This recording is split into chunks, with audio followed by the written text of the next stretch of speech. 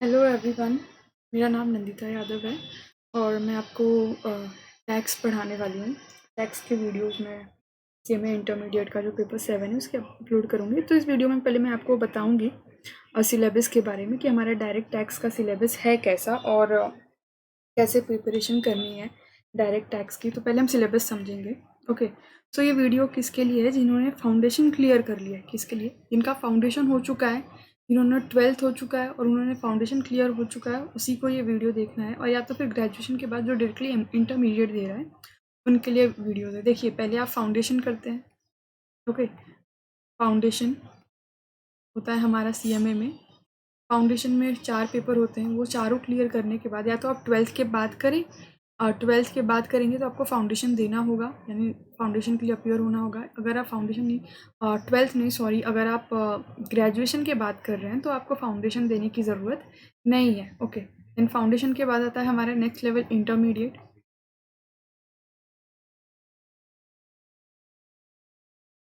Sorry for my hand writing, मेरा ये first video है, मेरी इतनी ज़्यादा प्रैक्टिस है नहीं राइटिंग पैड पे। एंड देन फाइनल लेवल आता है। ये 3 लेवल होते हैं सीएमए के, level 1, level 2 and then level 3। Level 1 foundation में 4 पेपर होता है। लेवल 2 में लेवल 2 पहले फिर 2 ग्रुप में डिवाइड है, ग्रुप 1 एंड ग्रुप 2। ग्रुप 1 में भी 4 सब्जेक्ट है। कितने सब्जेक्ट है? वो पेपर है, सॉरी पेपर बोल सकते हैं यहाँ पे। ग्रुप 2 में ग्रुप 1 में 4 पेपर है एंड ग्रुप 2 में भी 4 पेपर है। ओके, देन फाइनल में भी फाइनल भी 2 पार्ट में डिवाइड है, ग्रुप 3 एंड ग्रुप 4। इसमें भी 4 पेपर है एंड इसमें भी 4 पेपर है। ओके, ये तो था हमारे कोर्स के बारे में बेसिकली। अब हम डायरेक्ट टैक्स के सिलेबस के बारे में बात करते हैं। Erase it, yes. तो मैं जो आपको डायरेक्ट टैक्स पढ़ाने वाली हूँ, क्या पढ़ाने वाली हूँ मैं आपको, फर्स्ट वेट मिनट। मेरा फर्स्ट वीडियो थोड़ा बहुत ज़्यादा मुझे डर लग रहा है और मेरी हैंड राइटिंग भी इतनी अच्छी नहीं, प्लीज़ मेरे साथ कोऑपरेट करिए, हो जाएगा। ओके, सो ओके, तो मैं आपको डायरेक्ट टैक्स पढ़ाने वाली हूँ। शिट,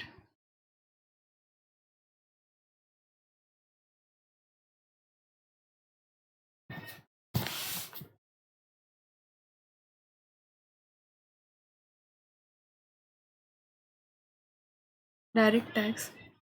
ओके, तो देखिए, डायरेक्ट टैक्स इंटरमीडिएट का है। हम इंटरमीडिएट कर रहे हैं, हमारा फाउंडेशन क्लियर हो चुका है। उन्होंने ये वीडियो देखना है और बाकी उनके और दूसरों के काम का नहीं है, जिन्होंने जो इंटरमीडिएट देने वाले। ओके, देन इंटरमीडिएट हमारा 2 पार्ट में डिवाइड है, ग्रुप 1 एंड ग्रुप। बस 2 मिनट रुकिए, एक जस्ट अ मिनट। यस, तो ग्रुप 1 में हमारे कितने पेपर हैं? 4 पेपर है। कितने हैं? 4 पेपर है ग्रुप 1 में। क्या है पहला पेपर? पेपर 4 एफ ए है हमें, देन CA है, कॉस्ट अकाउंटिंग है, फाइनेंशियल अकाउंटिंग है, लॉ है, then direct tax and indirect tax है।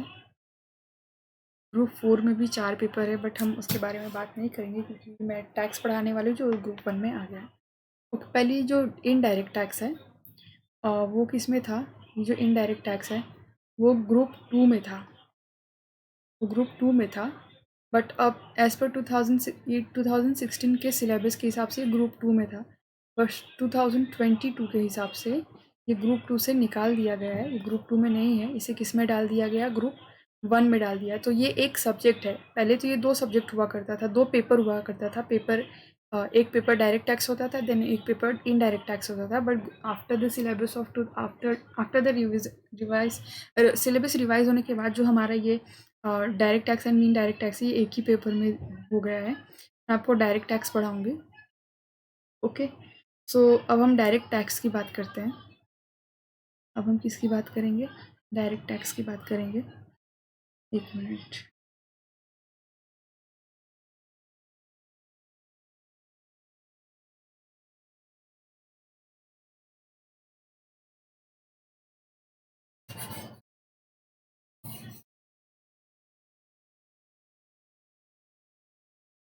हम किसकी बात करेंगे अभी? डायरेक्ट टैक्स के। हम यहाँ पे क्या डिस्कस करने वाले हैं? डायरेक्ट टैक्स के सिलेबस के बारे में। ये हमारे डायरेक्ट टैक्स का सिलेबस जो मॉड्यूल ने कैसा बनाया है, उसमें क्या क्या कंटेंट है, और लेंदी तो है, इतना तो पता ही हो गया होगा, पता ही होगा आपको। बहुत ज़्यादा लेंदी है बट इजी है, लेंदी है बट इजी है, और मैं बहुत अच्छे से करा लूँगी, डोंट वरी। एंड ओके, सो हमारा जो आईडीटी है, सॉरी डायरेक्ट टैक्स है डीटी, ये 3 सेक्शन में डिवाइड है। कितने सेक्शन में? 3 सेक्शन में डिवाइड है, या आप बोल सकते हैं आप, हाँ 3 सेक्शन में डिवाइड है, यही बोलिए। मेरी इतनी ज़्यादा बोलने की प्रैक्टिस हुई नहीं है। देखिए ये 3 सेक्शन में डिवाइड है हमारा direct tax. Section A, section B, and then section C. Okay, section A, section B and section C. अब section A is about basic. Section A क्या है? It is about basic. हम basic चीज़ें पढ़ेंगे section A में। Section B में हम computation पढ़ेंगे, यानी कैलकुलेशन कैसे है।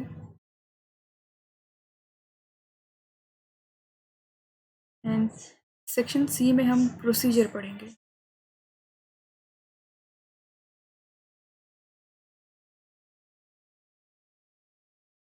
सेक्शन सी में हम प्रोसीजर पढ़ेंगे। अब बेसिक्स में हम क्या क्या पढ़ेंगे इसके बारे में बात कर लेते हैं। देखिए, तो बेसिक में हम, जैसे कि मैं आपको अब बता, बेसिक्स इज़ अबाउट लाइक, आपने कभी कहीं ना कहीं तो पढ़ा ही होगा कि असेसी, तो जैसे हम असेसी का डेफिनेशन पढ़ लेंगे, बहुत ज़्यादा बेसिक। ओके, लाइक एकदम बेसिक, जिन्होंने टैक्स कभी पढ़ा ही नहीं होगा, वहाँ से स्टार्ट करेंगे। यानी जिन्होंने कभी टैक्स की बुक देखी नहीं होगी, जिन्होंने टैक्स कुछ पता ही नहीं होगा टैक्स होता क्या है, उस वो हम सारे सब कुछ बेसिक्स में वहाँ से स्टार्ट करेंगे। सारी चीज़ें बेसिक्स में कवर हो जाएंगी। ओके, जब बेसिक्स मतलब जैसे कि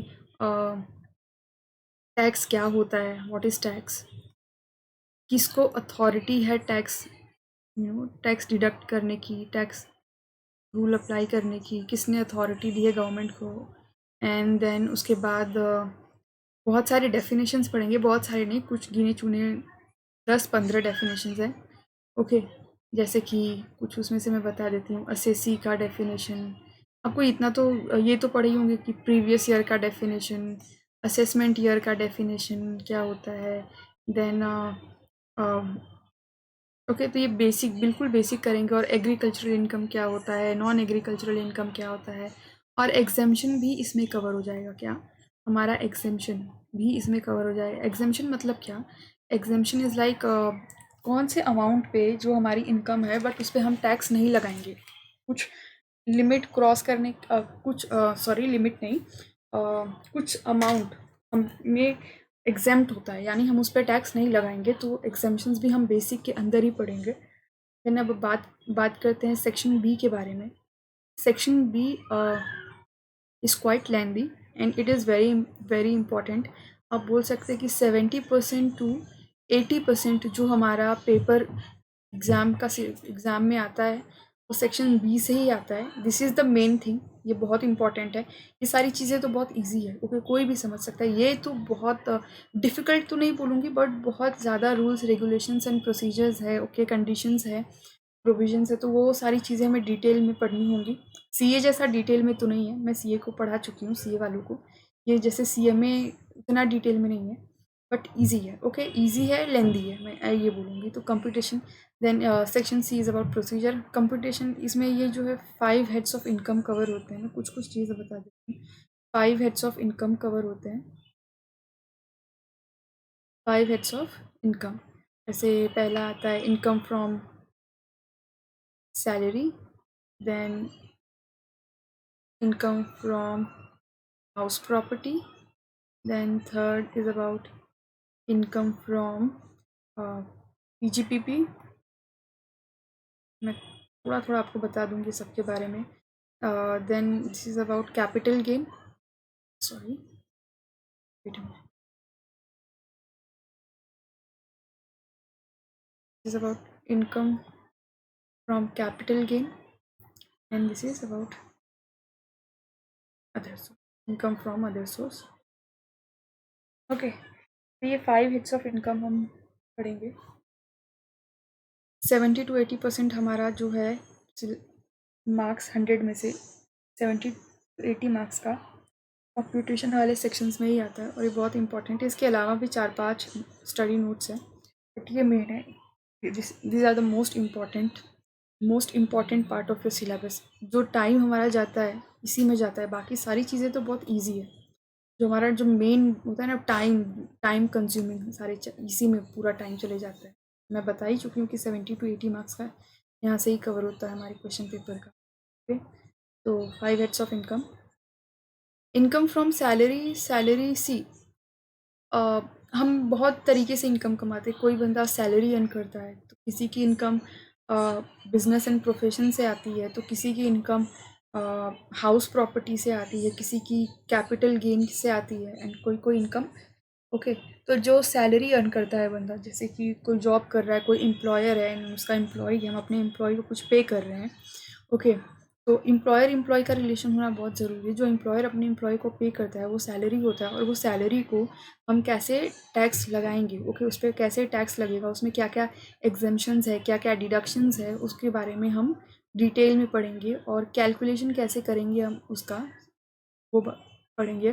टैक्स लाइबिलिटी कैसे कैलकुलेट करेंगे, at the end of the day हमारा इनकम हमको कितना है वो तो पता चल गया, बट उस पर टैक्स हम कैसे, कितने परसेंट ऑफ टैक्स हम उसे डिडक्ट करेंगे, ओके, कैलकुलेट कैसे करेंगे टैक्स का अमाउंट, वो सारी चीज़ें हम देन यहाँ कवर करेंगे। Then income from house property, अगर आपकी जैसे कोई प्रॉपर्टी है, कोई फ्लैट है, कोई लैंड है, उसको आपने रेंट पे दिया है, तो उससे इनकम आती होगी। तो इनकम पे क्या तरीका है टैक्स लगाने का, उस पर कितना परसेंटेज ऑफ टैक्स डिडक्ट होगा, और उस पर टैक्स लगाने का क्या तरीका है, वो सारी चीज़ें हम, टैक्स का जो अमाउंट है कैसे कैलकुलेट करना है, वो यहाँ पे कैलकुलेट कर, वहाँ इनकम फ्रॉम हाउस प्रॉपर्टी से पढ़ेंगे। Then PGBP is about income from business and professions. Okay, business and profession, कोई बिजनेस कर रहा है, जैसे किसी का रिटेल शॉप है, या फिर किसी भी तरह का बिजनेस कर रहा है, उसमें वो प्रॉफिट अर्न कर रहा है, वो क्या अर्न करता है, प्रॉफिट अर्न करता है। तो जब कोई प्रॉफिट अर्न करता है बिजनेस से ही आता है, तो उस पर क्या तरीका है टैक्स लगाने का, ओके, क्या एग्जेम्पशंस है, क्या डिडक्शंस है, क्या कैलकुलेशन करने का क्या तरीका है, वो हम इसमें कवर करेंगे। देन कैपिटल गेन, जैसे कि आपको कोई लैंड है, कोई हाउस प्रॉपर्टी है, उसको आपने सेल आउट कर दिया, यहाँ पे हम रेंट को कवर करते हैं। यहाँ पे हम किसी कवर करेंगे, रेंट को कवर करेंगे, जो हमारे हमारे जो हमको हमारे लैंड एंड हाउस प्रॉपर्टी से आता है। यहाँ पे जब हमारी वही लैंड और हाउस प्रॉपर्टी को हम सेल आउट कर देते हैं, क्या करते हैं, सेल आउट कर देते हैं, देन वो जो अमाउंट आएगा सेल करने के बाद, उसका उस पर कैसे हम टैक्स कैलकुलेट करेंगे, टैक्स का अमाउंट, वो हम इसमें पढ़ेंगे। उसी को बोलते हैं कैपिटल गेन, क्योंकि कोई हाउस प्रॉपर्टी या लैंड क्या होता है, हमारा कैपिटल इन नेचर होता है। ओके, वो वन टाइम इन्वेस्टमेंट होता है। हम हर रोज़ तो क्या क्या प्रॉपर्टी या फिर लैंड परचेज तो करते नहीं रहते, ये वन टाइम इन्वेस्टमेंट होता है, और वो इन्वेस्टमेंट करने के बाद भी हमको कुछ इनकम जनरेट होता है। तो वो जब इनकम जनरेट होता है, वो रेंट होता है। वो रेंट को हम इनकम फ्रॉम हाउस प्रॉपर्टी में हम कैलकुलेट करते हैं, उस पर टैक्स। एंड देन अगर उसी प्रॉपर्टी को हम सेल आउट कर देते हैं, बेच देते हैं किसी को, तो हमारे पास इनकम आएगी। तो वो इनकम को उस इनकम को हम कैसे, उस पर हम कैसे टैक्स लगाएंगे, वो इसमें हम पढ़ेंगे इनकम फ्रॉम कैपिटल गेन में। और लास्ट में जो ऐसी इनकम जो इस चारों में कवर नहीं होती है, ओके, ऐसी इनकम, ऐसी सोर्स ऑफ इनकम होगी इस चारों में कवर नहीं होती है, वो कहाँ आएगी, इनकम फ्रॉम अदर सोर्स में कवर होगी, इनकम फ्रॉम अदर सोर्स में। जैसे कि इंटरेस्ट कवर हो जाता है किसी, अगर बैंक में आपका कोई पैसा डिपॉजिट है तो इंटरेस्ट, वो यहाँ पे आ जाएगा। इसमें इस पे कैसे टैक्स लगेगा, डिविडेंड पे कैसे टैक्स लगेगा, एंड देन उसके बाद जैसे कि कोई अगर आपका रॉन्ग इनकम होता है, इलीगल इनकम होता है, इलीगल इनकम यानी गंदी इनकम जो होती है, जो कानून के खिलाफ होता है, तो वो अगर हमें रिकवर हो जाता है किसी न किसी तरीके से, कानून को पता चल जाता है, तो उस पर कैसे टैक्स लगेगा। इलीगल इनकम जैसे गैम्बलिंग, सट्टेबाजी वाले काम है, तो ऐसे इनकम पे वो अदर सोर्स में, क्योंकि सैलरी तो हो नहीं सकती, हाउस प्रॉपर्टी भी बिल्कुल कोई चांस नहीं है। ओके, देन पीजीपीबी बिजनेस तो होता नहीं है, वो कैपिटल गेन नहीं, तो कुछ किसी में नहीं आए तो कहाँ आएगा, अदर सोर्स में। अगर जो चीज़, जो इनकम हमारी ये चारों हेड के अंदर कवर नहीं होती है, वो कहाँ आएगी, इनकम फ्रॉम अदर सोर्स में कवर होगी। ओके, देन फाइनली हम सेक्शन सी में क्या पढ़ेंगे। सेक्शन सी में हम प्रोसीजर्स पढ़ेंगे। प्रोसीजर्स यानी जब हम आईटीआर फाइल करने का क्या प्रोसीजर्स है। ओके, कौन कौन से हमें डॉक्यूमेंट्स लगते हैं। ओके, और डॉक्यूमेंट्स क्या होंगे, एंड देन ड्यू डेट क्या हो, ड्यू डेट कब, डेट लिमिट क्या होगी, लिमिट क्या होगी कि इसके पहले।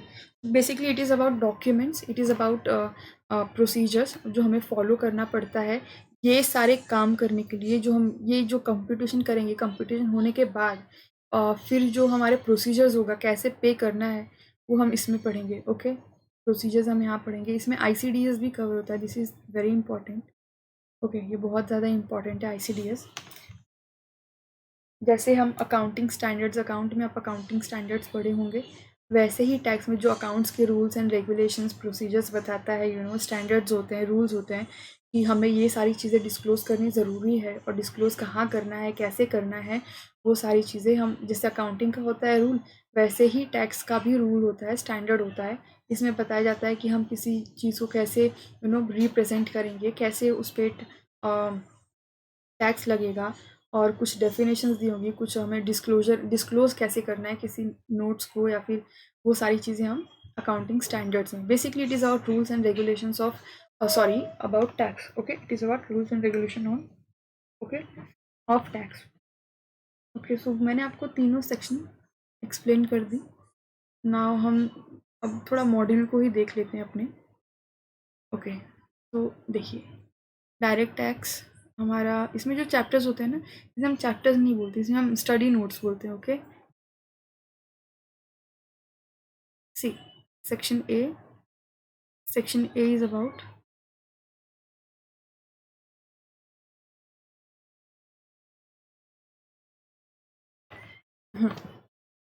तो सेक्शन, वेट, इस राइटिंग पैड पता ही नहीं चलता कर्सर है कहाँ।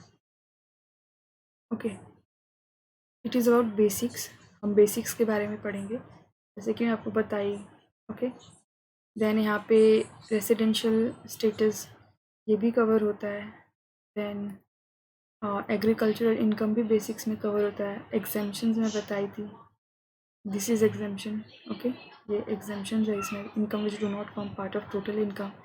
देन सेक्शन बी में हमारे 5 heads of income, this is income from salary, income from house property, then income from PGPP, business and profession. Then this is very lengthy, business and profession is very लेंदी, और where is my cursor? Then capital gain, income from capital gain. Capital gain is very lengthy and very important. Every chapters are very easy, every study notes and everything are very easy, but the what is the issue, it is very lengthy, बहुत ज़्यादा लेंदी है, बहुत ज़्यादा rules and regulations detail में है आपका syllabus. CMA is like professional degree, तो आपको डिटेल्स में तो पढ़नी ही होगी, आप एक प्रोफेशनल कोर्स की तैयारी कर रहे हैं, कोई छोटी मोटी कोर्स नहीं है ये, बट लेंदी है, डिफ़िकल्ट नहीं बोलेंगे, कोई रॉकेट साइंस नहीं है, चीज़ें लेंदी है बस। Okay, then income from other source, then इसमें ये भी क्या है, person included in total income. Okay, ये भी जब हम पढ़ेंगे, ओके, जब मैं आपको ये सब पढ़ाऊँगी तब मैं आपको बता दूँगी ये सब होता क्या है। देन मेन था हमारा 5 हेड्स ऑफ इनकम, वो मैं बता दी। देन सेक्शन सी, TDS, सारी चीज़ें जब हम पढ़ेंगे डिटेल में पढ़ेंगे. TDS is also quite lengthy but not very important chapter. Okay, then advanced tax, then written in PAN, and assessment and procedures, and income computation, ICDS. This is very important. ICDS is very important. Income computation and disclosure standards. जैसे मैं बताया कि accounting standard में जैसे आपका rules होता है, क्या होता है अकाउंटिंग स्टैंडर्ड्स होते हैं, उसमें क्या होता है हमारा रूल्स दिया रहता है और प्रोविजंस होते हैं, कैसे हमें टैक्स किसी पे कैसे कैसे अकाउंट करना है, उसके रूल्स एंड रेगुलेशंस क्या है, उसके रिप्रेजेंट कैसे करना है. ओके, तो वो हम जैसे जो अकाउंटिंग स्टैंडर्ड होता है वो अकाउंटिंग के लिए रूल्स होते हैं. वैसे ही ICDS है वो जो टैक्सेशंस के रूल्स होते हैं. हम टैक्स को कैलकुलेट करने का क्या प्रोसीजर्स है, हमें किस किस बातों का ध्यान देना चाहिए, जैसे कि अकाउंटिंग पॉलिसीज़ हो गई, वैल्यूएशन ऑफ इन्वेंट्रीज हो गया, क्लोजिंग स्टॉक जिसे हम बोलते हैं, ओपनिंग स्टॉक, क्लोजिंग स्टॉक, वो कैसे कैलकुलेट करना है. कोई कॉन्ट्रैक्ट होगा उसके क्या रूल्स एंड रेगुलेशंस है, रेवेन्यू कब हम किसी को रेवेन्यू किसी चीज़ को बोलेंगे, फिक्स्ड असेट्स के क्या रूल्स एंड रेगुलेशंस है. देन फॉरेन एक्सचेंज हो रहा है, जैसे हम कोई डॉलर में कर रहे हैं तो उसको कैसे इंडियन रुपीज़ में कन्वर्ट करना है, उसके क्या रूल्स एंड रेगुलेशंस है. गवर्नमेंट ग्रांट्स हमें मिलते हैं, कोई सब्सिडी मिलती है अगर सिक्योरिटीज़ में इन्वेस्ट करते हैं, यानी कि शेयर मार्केट से, ये सब में. देन बोरोइंग कॉस्ट, हम कोई चीज़ बोरो करते हैं उसका अमाउंट कितना, वो सारी चीज़ें हम डिटेल में पढ़ेंगे. ओके, कंटीजेंट लाइबिलिटी, ये सारी चीज़ें हम डिटेल में जब हम ये स्टडी नोट 20 पढ़ेंगे, ओके, तभी हम करेंगे. तो बेसिकली मुझे आपको यही बताना था, आई थिंक. ओके, एक बार वापस से डायरेक्ट टैक्स मैं पढ़ाने वाली हूँ आपको. 3 सेक्शन में डिवाइड है, section A, section B and section C. पहले है section A is about basic, section B is about computation, section C is about procedures. Basics में जैसे what is tax, who has authority to deduct tax, who has given authority to deduct tax, who is assessee, what is previous year, what is assessment years, what is agricultural income and which is not agricultural income, exemptions क्या होते हैं. Then competition में हमारे 5 heads of income है, income from salary, income from house property, income from PGBP, income from capital gain and other source. Okay, ये सारी चीज़ें हम डिटेल में पढ़ेंगे और मैं आपको बता ही चुकी हूँ कि section B is the most important. Section ये मैं यूज़ टू नहीं हूँ राइटिंग पैड से, मैं बता चुकी हूँ पहले. कहाँ है मेरा कर्सर, मुझे पता ही नहीं चलता है. Okay, then okay, section B is the most important. हम कभी भी अगर आप जैसे, मैं स्किप तो मैं नहीं करूँगी, जैसे अगर बहुत आपको लगता है कि नहीं हो पाएगा, कोई सेक्शन A स्किप कर देता है, सेक्शन C स्किप कर देता है, बट सेक्शन B हमारा 70 to 80 मार्क्स का आता है. 100 मार्क्स एक क्वेश्चन पेपर में से 70 to 80% यहाँ से ही कवर होता है 5 हेड्स ऑफ इनकम में. तो this is the main thing. Okay, direct tax like यही हमें पढ़ना है, मेन तो यही है. ओके, तो थैंक यू सो मच. मेरा ये फर्स्ट लेक्चर है. Thank you so much to watch my lectures. I hope आपको अच्छा लगी ये मेरा लेक्चर. प्लीज़ मुझे मोटिवेट करिए, मेरे वीडियो को लाइक करिए, शेयर करिए, कमेंट्स करिए. अगर आपको कोई चीज़ मेरी नहीं अच्छी लगी तो प्लीज़ मुझे कमेंट्स करके बताइए कि आप ऐसे नहीं ऐसे कराइए मैम, तो मैं उस चीज़ को फॉलो करूँगी. तो thank you so much. That's it. Thank you guys. Bye bye.